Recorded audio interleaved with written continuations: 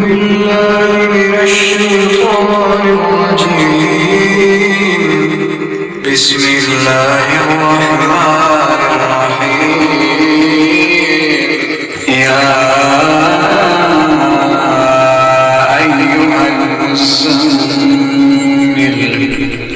قم الليل إلا قليلا نصفه أو انقص منه قليلا أو زد عليه ورتل القرآن ترتيلا إنا سنلقي عليك قولا ثقيلا إن